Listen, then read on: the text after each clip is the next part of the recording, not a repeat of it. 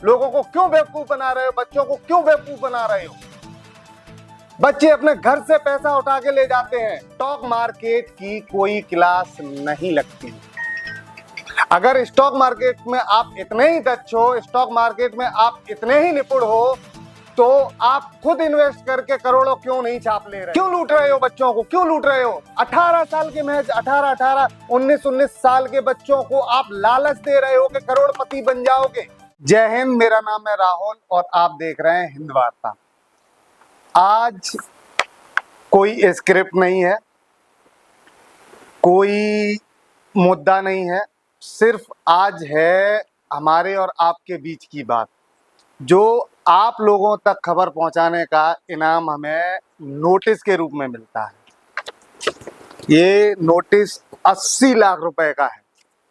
ये सिर्फ हमें कुछ लोगों की बात रखने के लिए एक कहेंगे कि ऐसे व्यक्ति ने भेज दिया है, या वो सही है या गलत है नहीं मालूम है, लेकिन और जो भेजा है नोटिस वो ब्लैकमेलिंग के लिए भेजा है, किस लिए भेजा है नहीं मालूम, क्योंकि नोटिस के भी अपने अपने नियम और अपने अपने कायदे होते हैं।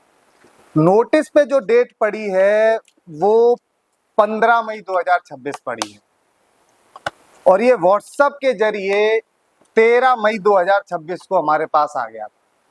मतलब 2 दिन पहले ही नोटिस भेज दिया गया। हो सकता है डराने का प्रयास किया हो, या हो सकता है कि खबर डिलीट करने की उनकी कोई रणनीति या कुछ रहा हो, उस पर हम नहीं जाएंगे। बस हम इतना कहना चाहेंगे कि कोई भी हमारे पास आता है तो हम दोनों पक्षों की खबर चलाते हैं।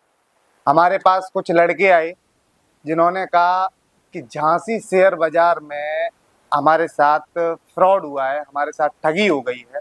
पहले हमें सिखाने के नाम पर उन्होंने फीस ली, जो कि शायद 25,000 से लेके 30,000 तक की थी विद रजिस्ट्रेशन वगैरह।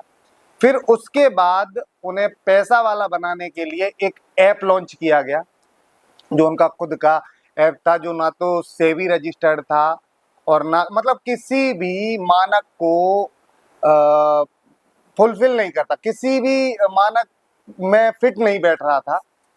तो वो बच्चे आए, हमने उनकी खबर चलाई। अब ये खबर जिन लोगों का नाम लिया उन बच्चों ने, उन लोगों तक पहुंची। हालांकि उसके जब बच्चों की खबर हम लोगों ने रिकॉर्ड कर ली, उसके बाद हमने जो ऑफिशियल नंबर थे झांसी शेयर बाजार के, जिसमें कुछ नाम लिए गए थे, जितेंद्र शर्मा और पंकज यादव और अन्य लोग थे, उनके नाम लिए गए थे, तो उनके नंबर लगाए तो नंबर नहीं लगे। फिर जब खबर उनके पास पहुंची तो उनका फोन आया, मेरे पास रिकॉर्डिंग भी है उस चीज की। तो मैंने कहा कि आप अपना पक्ष रख दो आके, आपको ऐसा लग रहा है कि हमने गलत चलाया है तो आप अपना पक्ष रख दीजिए। तो बोले कि हमारे टीम से आपके पास कल आ जाएंगे और हमारा पक्ष आप चला दीजिएगा। मैंने कहा बिल्कुल, कोई हमें समस्या नहीं है। आपके नंबर नहीं लग रहे थे तो हमने आपसे संपर्क ही नहीं हो पाया, तो फिर हम क्या करते हैं, चलाना पड़ा हमें। तो उन्होंने बोला कि कल आ जाएंगे। हम 2 से 3 दिन 4 दिन इंतजार करते रहे, कोई नहीं आया।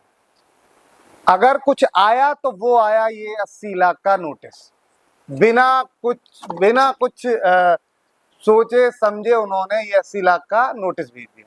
फिर उसके बाद उन्होंने लड़कों को सबको इकट्ठा किया और उसके बाद सबको समझाया बुझाया, या पैसे वापस किए या धमकाया, क्या किया नहीं मालूम। फिर हमारे पास आता है उनका एक आपस में सहमतिनामा कि हमारी सुलह हो गई है और एक दूसरे से हम लोगों ने अपनी जो बातचीत है वो सब खत्म कर ली है। जब आपने ये कर लिया है तो हमें नोटिस भेजने की आपको क्या जरूरत थी पंकज यादव जी? आप कह रहे थे हमारे यहाँ रिश्तेदारों में, हमारे और लोगों में आपकी बहुत बेइज्जती हुई है, ये हुआ है वो हुआ है। तो बेइज्जती क्यों हुई है इसका कारण तो आप ही जानते होंगे, हमें नहीं मालूम। लेकिन ये नोटिस भेजने का, जब हम आपसे ये कह चुके कि आपकी भी खबर चलेगी, आप आइए अपनी बात रखिए, आपकी भी खबर चलाएंगे, लेकिन आपने नोटिस भेज दिया। फिर उसके बाद हमारे सहयोगी से फोन पे बात हुई आपकी, तो आपने कहा कि हम माफी मांगते हैं और आप हमें 2 दिन का समय दीजिए, उस नोटिस को निरस्त करा के हम भेज रहे हैं। आज 4-5 दिन हो गए,